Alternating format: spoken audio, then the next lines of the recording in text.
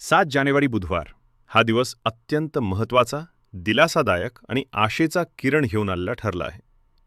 सकाळी 10 वाजल्यापासून पीक विम्याची रक्कम थेट शेतकऱ्यांच्या बँक खात्यात जमा होण्यास सुरुवात झाली आहे.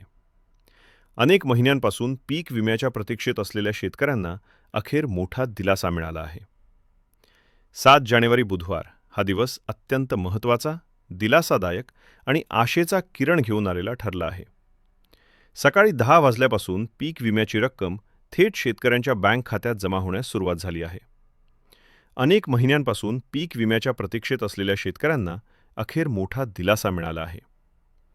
खरीप व रब्बी हंगामात झालेल्या अतिवृष्टी, दुष्काळ, गारपीट, वादळ, कीड रोग आणि नैसर्गिक संकटांमुळे राज्यातील शेती मोठ्या प्रमाणावर उद्ध्वस्त झाली होती. अनेक शेतकऱ्यांचे संपूर्ण पीक हातचे गेले, तर काही शेतकऱ्यांचे अर्ध्याहून अधिक नुकसान झाले. अशा कठीण परिस्थितीत पीक विम्याची रक्कम जमा होणे म्हणजे शेतकऱ्यांना नवसंजीवनी मिळाल्यासारखे आहे. मागील काही महिन्यातील शेतकऱ्यांची परिस्थिती गेल्या काही महिन्यात शेतकरी अतिशय कठीण परिस्थितीतून जात होते. पावसाचा असमतोल, काही भागात पूरसदृश परिस्थिती, तर काही ठिकाणी तीव्र दुष्काळ, अचानक गारपीट, पिकांवर आलेले रोग यामुळे शेतकऱ्यांचे उत्पादन घटले.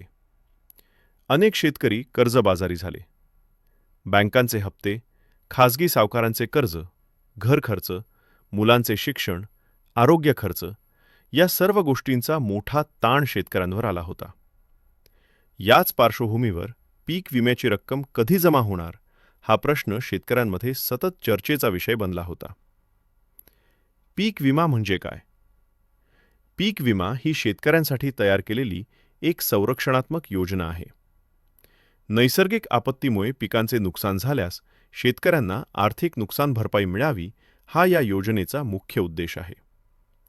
या योजनेअंतर्गत खालील कारणांमुळे नुकसान झाल्यास विमा मिळतो: अतिवृष्टी, कमी पाऊस, दुष्काळ, गारपीट, वादळ, पूर, कीड व रोग. नैसर्गिक आपत्ती, शेतकऱ्यांनी भरलेला अल्प हप्ता आणि सरकारचा मोठा आर्थिक सहभाग यामुळे ही योजना शेतकऱ्यांसाठी अत्यंत उपयुक्त ठरते. 7 जानेवारी रोजी पीक विमा जमा होण्याचा निर्णय कसा झाला? राज्यातील विविध जिल्ह्यांमध्ये नुकसानग्रस्त भागांचे सर्वेक्षण करण्यात आले. कृषी विभाग, महसूल विभाग आणि विमा कंपन्यांनी संयुक्तपणे पीक कापणी प्रयोग, पंचनामे आणि अहवाल तयार केले. या अहवालांच्या आधारे नुकसानग्रस्त क्षेत्र निश्चित करण्यात आले. नुकसानाची टक्केवारी ठरवण्यात आली. पात्र शेतकऱ्यांची अंतिम यादी तयार करण्यात आली. यानंतर शासन स्तरावर बैठक होऊन 7 जानेवारी बुधवार सकाळी 10 वाजता पीक विमा जमा करण्याचा निर्णय घेण्यात आला. कोणत्या शेतकऱ्यांना पीक विमा मिळणार? खालील अटी पूर्ण करणाऱ्या शेतकऱ्यांना पीक विमा मिळणार आहे.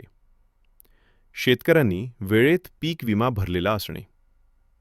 शेतकऱ्यांचे पीक नैसर्गिक आपत्तीमुळे नुकसानग्रस्त असणे. शेतकऱ्याचे नाव पात्र यादीत असणे.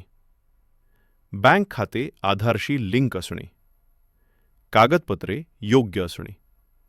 अशा सर्व पात्र शेतकऱ्यांच्या खात्यात थेट रक्कम जमा होत आहे. पीक विम्याची रक्कम किती मिळणार? पीक विम्याची रक्कम शेतकऱ्यांच्या नुकसानीच्या प्रमाणावर अवलंबून आहे. सध्या अनेक शेतकऱ्यांच्या खात्यात खालीलप्रमाणे रक्कम जमा होत असल्याची माहिती समोर येत आहे: 2,000 रुपये, 3,500 रुपये, 5,000 रुपये, 7,500 रुपये, 10,000 रुपये, 15,000 रुपये, 35,000 रुपये, 40,000 रुपये, काही ठिकाणी 45,000 ते 50,000 रुपयेपर्यंत. काही शेतकऱ्यांना अंशतः रक्कम मिळाली असून उर्वरित रक्कम पुढील टप्प्यात जमा होणार आहे. जिल्हानिहाय पीक विमा वितरण. राज्यातील विविध भागांमध्ये टप्प्याटप्प्याने पीक विमा जमा होत आहे. मराठवाडा. मराठवाड्यात अतिवृष्टी व दुष्काळ या दोन्ही संकटांचा फटका बसला होता. अनेक जिल्ह्यांतील शेतकऱ्यांच्या खात्यात सकाळी 10 वाजल्यानंतर पीक विमा जमा होण्यास सुरुवात झाली आहे. विदर्भ. विदर्भातील शेतकऱ्यांना मोठ्या प्रमाणावर नुकसान सहन करावे लागले. काही जिल्ह्यांमध्ये मोठ्या रकमा जमा झाल्याचे शेतकरी सांगत आहेत.